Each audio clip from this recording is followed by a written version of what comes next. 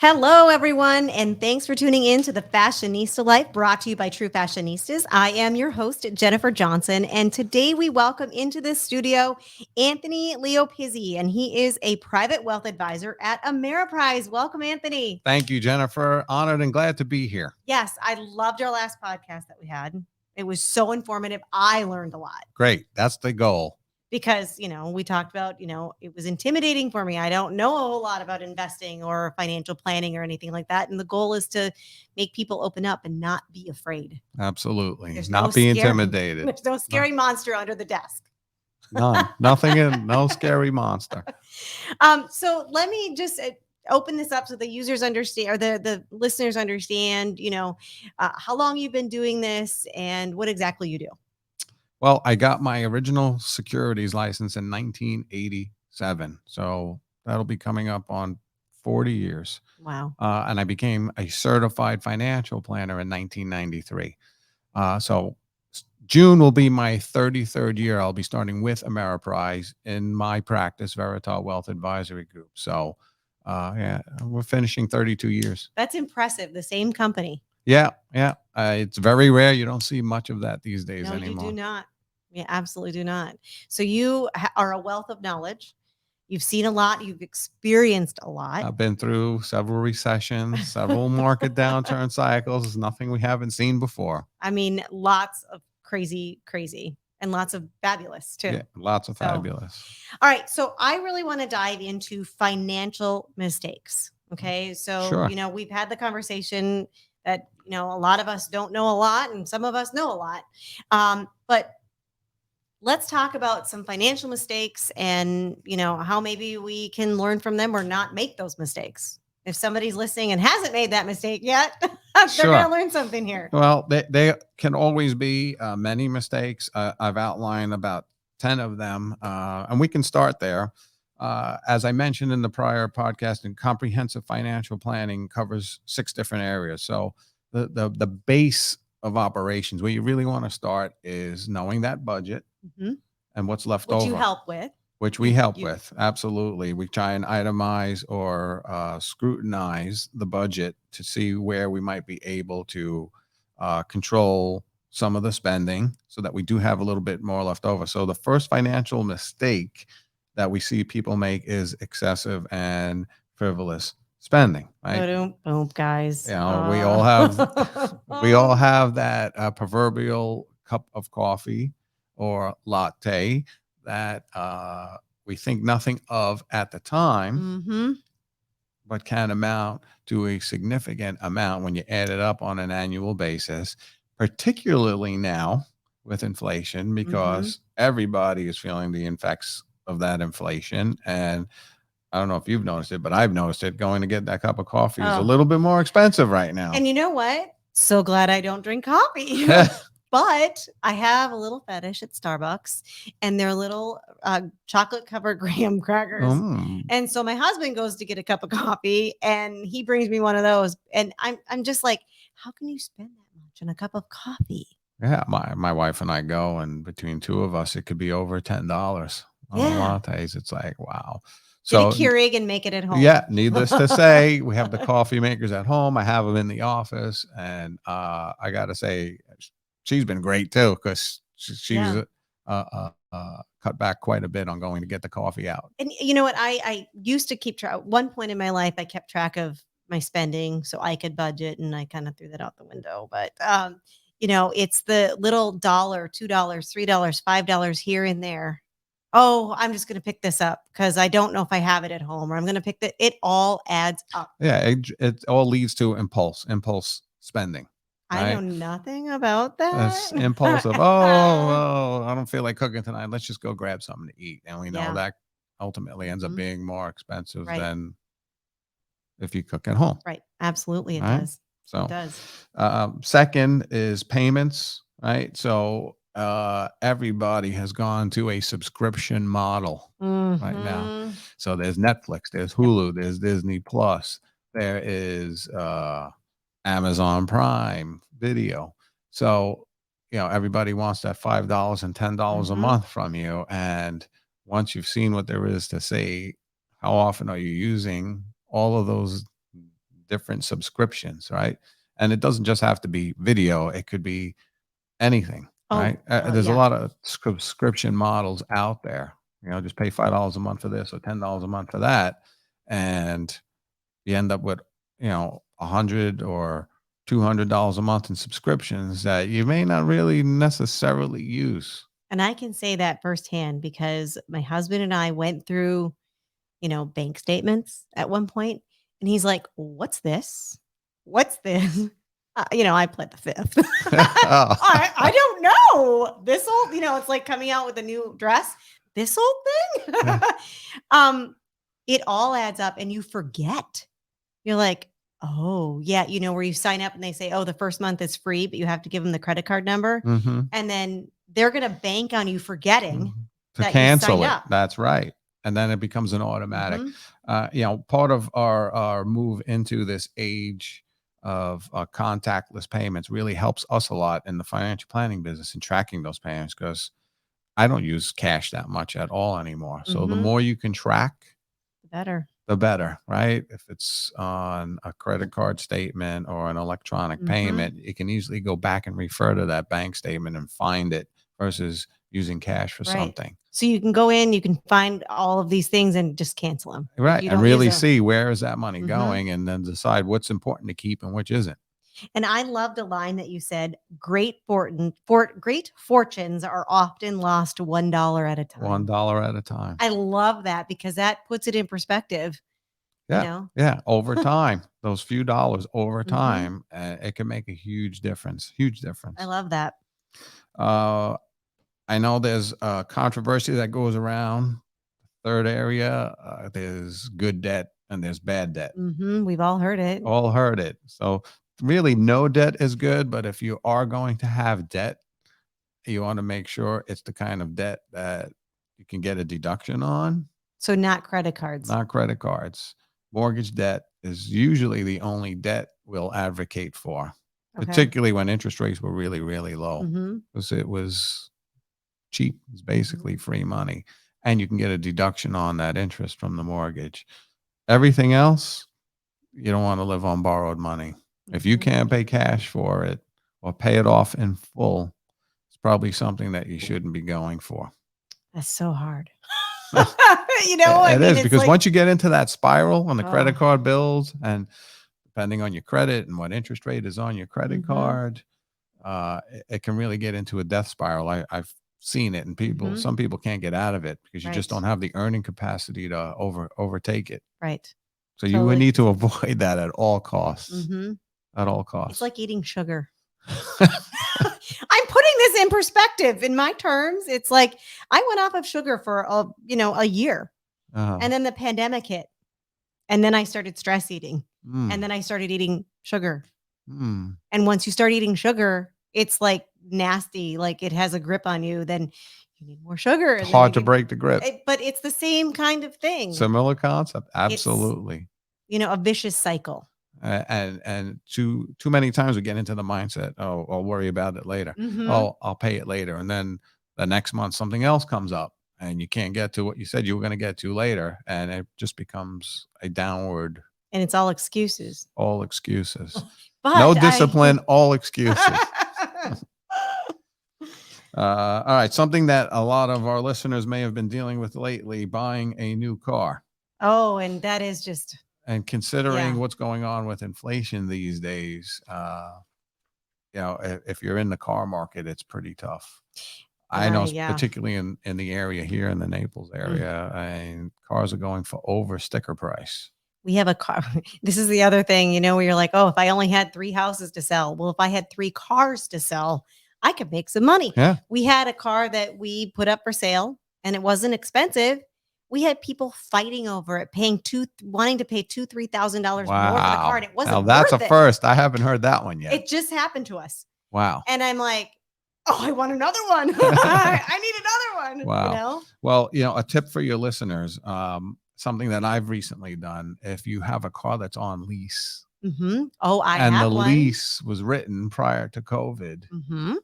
the chances are the buyout on that lease is going to be great, and it's going to be significantly less than what you would pay to release a new car or to go out and find or buy a car right now. So I personally had a lease Mhm. on my vehicle in New York, and it was 3 years. It was up last year. I'm like, looked around. I'm like, I have low mileage. I'm not in New York that often. Why am I going to look for a new Mhm. car? And I bought out the lease, and it was significant savings to what you could find because of what's going on right now. So I've actually heard of people buying out their lease. So, And then flipping the car. and then flipping the car. But I'm like, all right, well, there you go. It's like selling your house and you have nowhere to go because you can't find anything.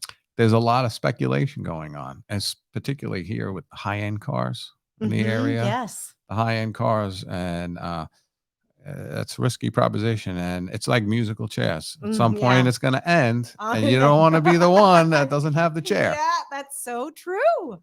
Oh, I just can't do it because I'm like, I don't have anything to drive. I'm Yeah. like, bike to work, It's good So while it's going on, but at some absolutely. point, it will end. Yeah, We just don't know absolutely. when. We Right. can't time it.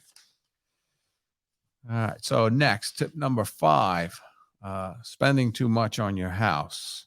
Oh, It is a that's big timely. investment. It's usually clients' largest investment, Mhm. is their real estate. And you want to make sure that any money that you put into the house, you're going to get a return on it. Right. Right. You might want that lush new kitchen, right, Mhm. with all the latest, or a glamorous walk-in bathroom. But you have to make sure that you're spending wisely and you're going to get that return Right. on it. Now, right now, based on what's going on, the cost of materials, the Mhm. cost of labor, where housing prices are, you really need to be cognizant of that right now, because at the prices things are going for right now, you may not get that back Mhm. out of your house at this point. So Right.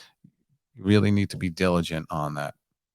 All right. Awesome. So those are great 5 tips. Love those tips. We are going to actually head to a commercial break right now. And when we come back, we're going to chat about some suggestions of what people should be doing in their 20s, 30s, and 40s, and so on and so forth. And maybe we'll sprinkle in some more ideas in there. Great. So we'll be right back. That went fast, didn't it? That did go fast. There's So much to talk but you about. can see, like, we only touched on that much. Yeah. Yeah. So we have so much more to get to. Yeah. The biggest one was number 8. Not So investing in retirement, not okay, investing in yourself. okay, so we'll Start with we'll that. start with that, and then we'll take it from there. It'll be a great segue into, all right, Yes, the talking about second piece. retirement. Let's talk about what we should all be doing in our certain age brackets. And then if we have time left over, we'll sprinkle in a few more of these. Sure. My guess is we won't, but you can see why 2 Yeah, number 8 and podcasts. number 10. What's Not that? investing in retirement, not having a plan. Okay, so Remember? those Gotta 2 have a plan. Gotta have a plan. If you fail to plan, you Plan to fail. Gotta say that. You got it. So we'll hit those 2, and then I'll segue us into this. Yep. But you can see how we need another podcast Absolutely. because, there's so much. So many. I mean, so we much. could do like 10 of these and not scratch the surface. I'm learning a lot. Yes. Wait till you peel that onion back. All right, exactly. All right, so we have until the top of the hour. All right. Are we ready? Yeah. All right.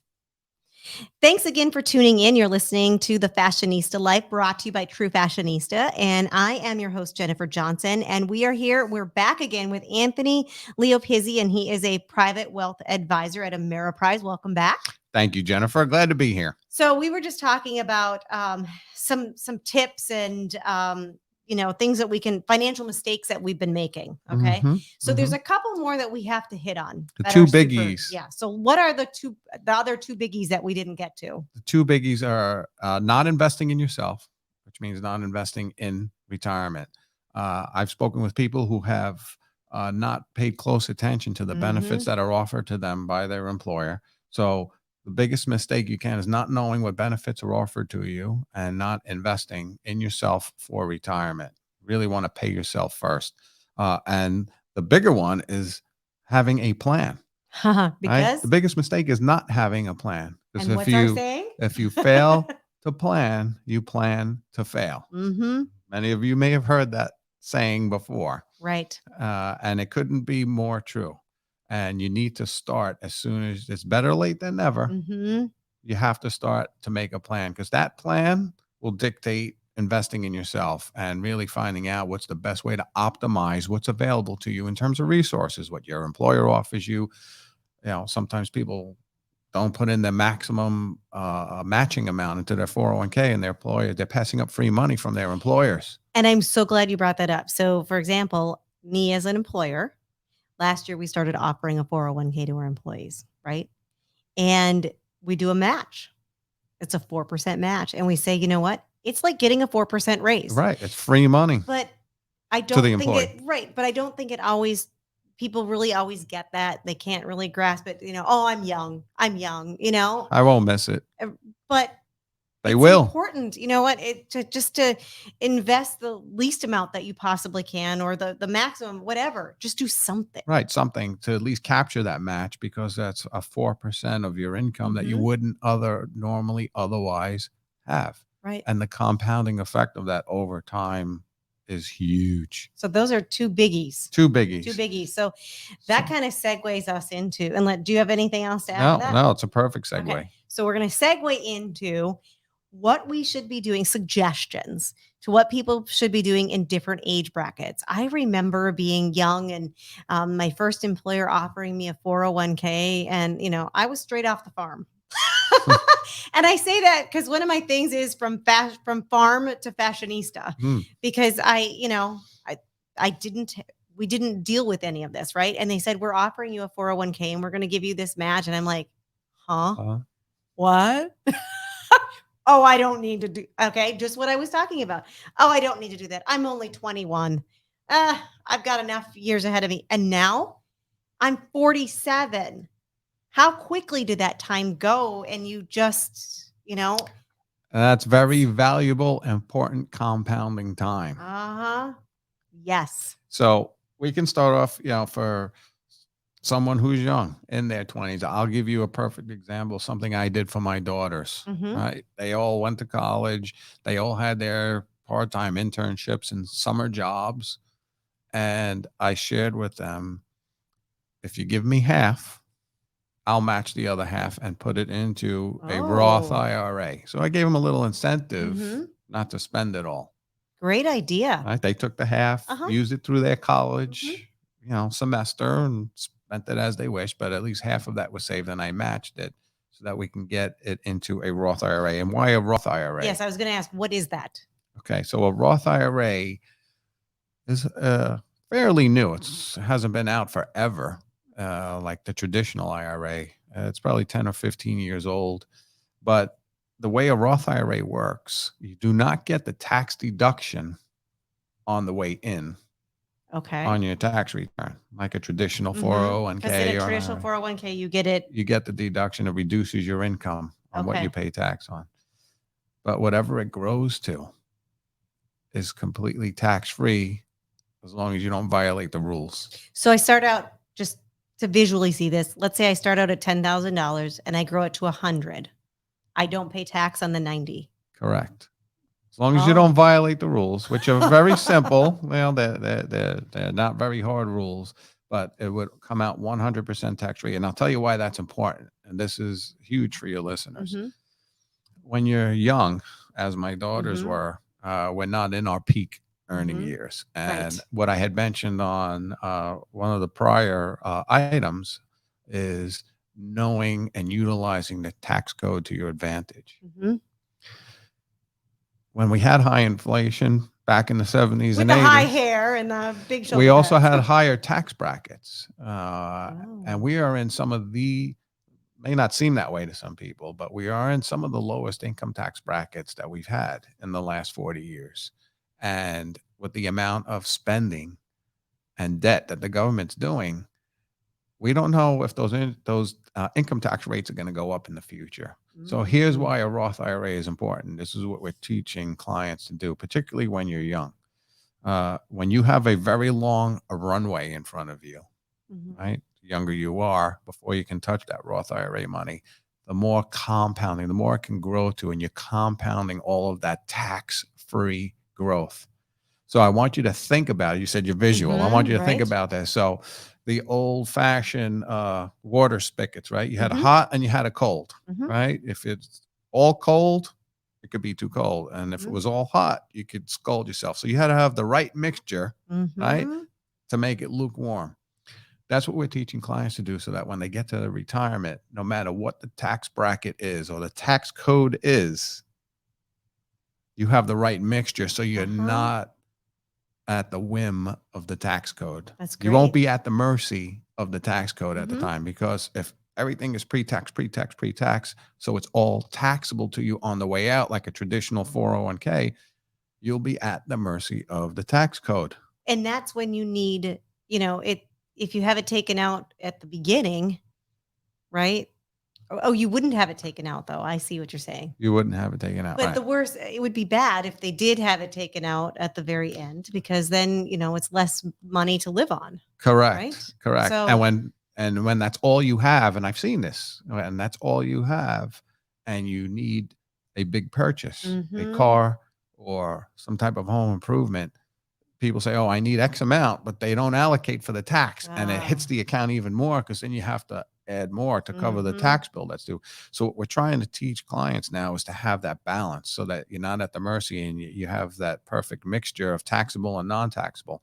And here's why it's important for people in their 20s, because they have that long glide path Mhm. before they'll need the money. So the compounding effect of all that tax-free money can really amount to a huge amount of tax-free money. And when you're young and you're not in your peak earning years, Mhm. you're in a low tax bracket. So right now, tax brackets start at 10% and then go to 12%. So by putting money into a Roth IRA at that tax bracket, you're locking in that Mhm. 10% tax for the rest of your Right. life. Doesn't matter where the Where it tax goes, code yeah. goes. So now I know we said, we broke it down 20s, 30s, 40s, 50s, 60s. Okay. I have a almost 17-year-old son who's been working since he's 14. Can you get a 401k for somebody younger? You can do yes, you can do an IRA. You can't do a 401k unless the employer offers it. Okay. And his employer does. So So he he could can opt into it contribute. even though he's Absolutely. not 18. As long as the rules say he's eligible, because each Mhm. 401k plan will have their Right. own eligibility rules. Mhm. As long as he's eligible, yes, he can contribute. And because his income is low enough, he may also be able to contribute to a Roth IRA Mhm. at that age. And that's why I set that up for my daughters, because 40 years of contribution and Oh my. compounding, Mhm. it could be a seven-figure account that comes to you tax free That's when you're amazing. ready to retire. If I tell my Only for son a few this, $1,000s a year, putting it away. if I tell my son this, we joke. We're like, do you remember Family Ties? Yes. Alex P. Keaton. Yeah. Our son loves to make money. He's got side gigs going on. He's got a job. He goes to school. I mean, this is so That's great. perfect. He needs to plan it well, and Mhm. he'll be off to a great start. That's awesome. So we can start earlier if or the plan allows for it, Yeah, kind if of the thing. plan allows for it. But the most important thing is when you're not in those peak earning years, that tax code is so low, you want to lock that in now because we don't know if they're going to stay there forever. Okay. So that's 20s and 30s. 20s and Now we're 30s. going to get into my age bracket, the 40s. Yeah, you get to a crossover point where the glide path isn't that long Oh, before you're you scaring have me. to You're scaring retire. me, Anthony. So, then you have to really figure out what's the balance, right? Mhm. How much should you be doing pre-tax because you're earning a lot more. You're in your peak earning years right now. So you might be hitting high tax brackets. And, what's the balance between that and doing a Roth Mhm. or something tax free so that you have some tax free money later on. And most important is planning for that balance, because what we try and do is coach clients to put enough away pre-tax Okay. to take you out of your top tax bracket. So whatever Oh, tax makes bracket you're sense. in, if you're in 22, 24, 32, 35, put in enough to take you out of that top tax bracket. If you can put in the maximum, that's great. Mhm. And it'll drop you as much as it can based on that maximum amount Mhm. you can contribute to the 401k. Once you're maxed out on your 401k, then we can worry about putting it elsewhere and building that tax-free bucket. Ah, Drop you out of that high tax bracket makes first. sense. Oh, see, there's the tax. You got to have Yeah. that tax Mhm. awareness. Absolutely. I see way too much money wasted on tax throughout my career. Mhm. Way too much. So many Wow. missed opportunities. I'm sure. Oh gosh, I need to have a conversation. And so that's kind of then we go into our 50s. Yeah. So 50s and 60, I have some personal experience there now, being in my mid 50s. You really need to have that plan together because I have 1 year left of tuition. So there's light Oh my at the end gosh. of the tunnel for me, and I get a huge windfall I of have cash so flow. many years left of my tuition years. Wow. Yeah, I'm down to the last year, so I'll get a huge windfall then, and then it's where you really got to put pencil to paper and say, where do I start putting all this money and this cash flow to Right. put that plan to work and really build those resources for retirement? But right now, in your 50s and 60s, that's when your health can start to deteriorate, and that's when you really need to start to pay attention to make sure your I's are dotted and T's are crossed for the future, particularly with long-term care. And Which a lot of us don't think about, especially it's not younger. me. You don't think about it. And then when you do think about it, it's not me. I'm still healthy. It's not going to happen to me. Now, remind you, 32 years in this business, I've seen a lot on both sides of the fence. Yeah. People who have been adequately covered and people who were not adequately covered. And, I'm working on a case right now. The husband just passed. She deteriorated quickly. She's in an independent living facility now, and these are thousands of dollars a month for this maintenance, right? So you have to have the asset base to cover that, or you're going to burn through a lot of assets, or you have, as you move up to assisted and the higher levels of care, where long-term care will cover and pay for it, so that you're protecting those assets to pass on to your heirs. So, I see those cases all the time, and sometimes the surviving spouse gets nervous and say, "I'm burning through all this money. Is there going to be enough left for me?" And another client passed away last year where we were going through that situation, and you know, um, the spouse did expire, pass away. Unfortunately, there was enough insurance and everything in place to replace the assets that were being spent down on their care, Like life insurance. life insurance and some other death benefits that were in place. Wow. So I recently upgraded my life insurance. Well, it's a wake up call. It is. And I've had an older permanent life insurance policy in place. I'm like, I'm 55. I'm still in good health. But before that deteriorates, let me dot my I's and cross my T's. Right. And I upgraded a hybrid life insurance now where they come with these long-term care riders. So you can tap into the death benefit early. Oh. To use it for long-term care, because I didn't have that prior. So I had to cover one of my bases just in case, before my health starts deteriorating. Yeah. So that health really becomes an issue in 50s and 60s. You really have to monitor it. And, things can change on a dime. They can. And I've seen it happen time and time again. And, I'll meet with a client and, I should be their most trusted financial advisor. And I'll meet with them 3 or 4 months later and say, oh, my doctor put me on this medication. And my doctor put me on that medication. I'm like, well, why didn't you call me first?